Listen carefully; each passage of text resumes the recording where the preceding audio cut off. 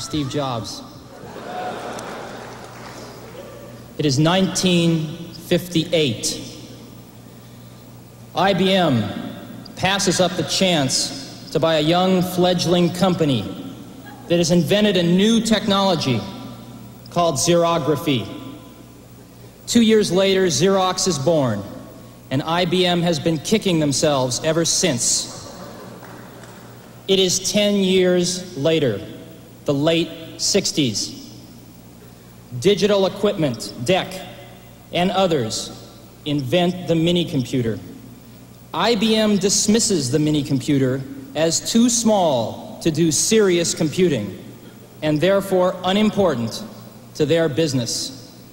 DEC grows to become a multi-hundred-million-dollar corporation before IBM finally enters the mini-computer market. It is now 10 years later, the late 70s. In 1977, Apple, a young, fledgling company on the West Coast, invents the Apple II, the first personal computer as we know it today. IBM dismisses the personal computer as too small to do serious computing and unimportant to their business.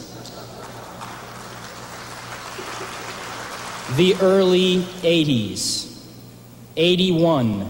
Apple II has become the world's most popular computer, and Apple has grown to a $300 million company, becoming the fastest growing corporation in American business history.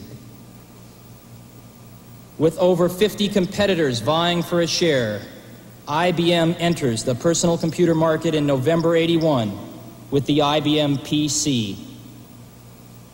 1983.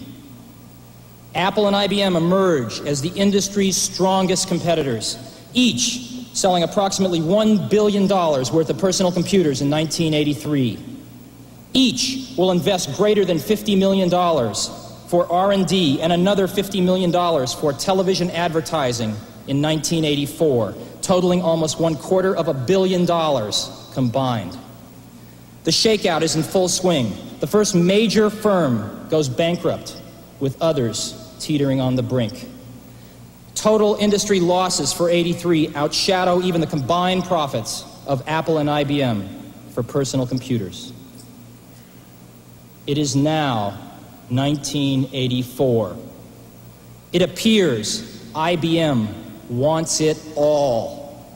Apple is perceived to be the only hope to offer IBM a run for its money.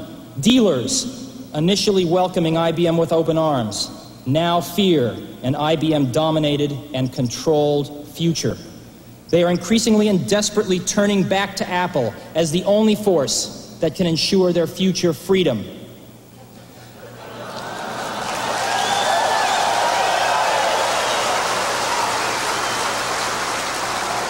IBM wants it all and is aiming its guns on its last obstacle to industry control, Apple.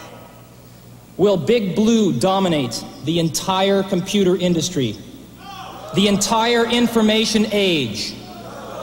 Was George Orwell right about 1984? For today we celebrate the first glorious anniversary of the Information Purification Directives. We have created, for the first time in all history, a garden of pure ideology, where each worker may bloom, secure from the pests of vain contradictory thoughts. Our unification of thoughts is more powerful a weapon than any fleet or army on earth. We are one people, with one will, one resolve, one cause. Our enemies shall talk themselves to death, and we will bury them with their own confusion. We shall prevail. On January 24th, Apple Computer will introduce Macintosh. And you'll see why 1984 won't be like 1984.